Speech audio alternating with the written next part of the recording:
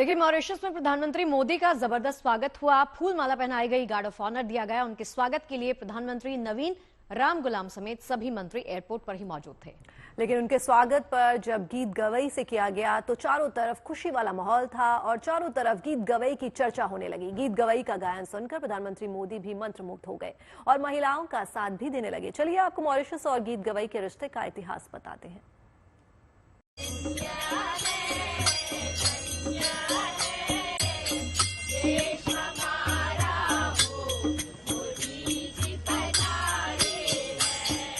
Mauritius के port Louis में प्रधानमंत्री नरेंद्र मोदी का स्वागत बिहार के पारंपरिक गीत गवई से किया गया, जिसे सुनकर पीएम मोदी मंत्रमुग्ध हो गए और उसमें शामिल होकर महिलाओं का उत्साह भी बढ़ाया। दरअसल गीत गवई एक पारंपरिक भोजपुरी संगीत समूह है जो भारत के भोजपुरी इलाके की महिलाएं मॉरिशस लेकर आई थीं। यह पारंपरिक गायन बिहार ही नहीं मॉरिशस में भी समृद्ध सांस्कृतिक विरासत का प्रतीक है। मॉरिशस में भोजपुरी बोलने और समझने वालों की संख्या काफी ज्यादा है, इसलिए यहाँ की परंपरा और संस्कृति में भोजपुरी भाषा घुली मिली है। धार्मिक से लेकर किसी भी तरह के आयोजन में भोजपुरी का बोलबाला होता है।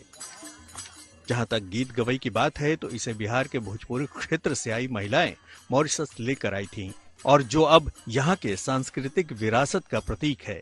ये गीत बिहार का लोकगीत है और इसे मॉरिशस में रहने वाली महिलाओं ने सदियों से विरासत के रूप में संजो कर रखा है। इस गीत को दिसंबर 2016 में यूनेस्को द्वारा सांस्कृतिक विरासत की प्रतिनिधि सूची में शामिल किया गया था। दरअसल मॉरिशस में भारतीय मूल के लोगों की संख्या 52% से ज्यादा है। उसमें भोजपुरी समाज के लोगों की जनसंख्या का प्रतिशत 31% से ज्यादा है। करीब 190 साल पहले भारत से एटलस नाम का जहाज 2 नवंबर 1834 को भारतीय मजदूरों को लेकर मॉरिशस पहुंचा था। एटलस से जो मजदूर मॉरिशस पहुंचे थे उनमें 80% तक बिहार से थे, वो भी ज्यादातर भोजपुरी इलाके से। इन्हें गिरमिटिया मजदूर कहा जाता था, यानी समझौते के आधार पर लाए गए मजदूर।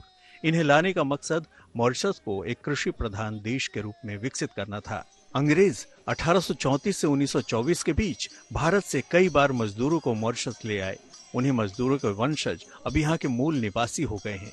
1968 में ऐसे ही एक शख्स सर शिवगंगा राम गुलाम की अगुवाई में मॉरिशस को आजादी मिली थी। इसकी याद में ही 2 नवंबर को मॉरिशस में अप्रवासी दिवस भी मनाया जाता है। अब ये देश अफ्रीका में सबसे अधिक प्रति व्यक्ति आय वाले देशों में से एक बन गया है। मॉरिशस में प्रधानमंत्री का स्वागत जब गीत गवई से हुआ तो इसमें मॉरिशस की विरासत की झलक तो थी ही, इस तरह के स्वागत से पीएम भी अभिभूत दिखे। Bureau report, good news today.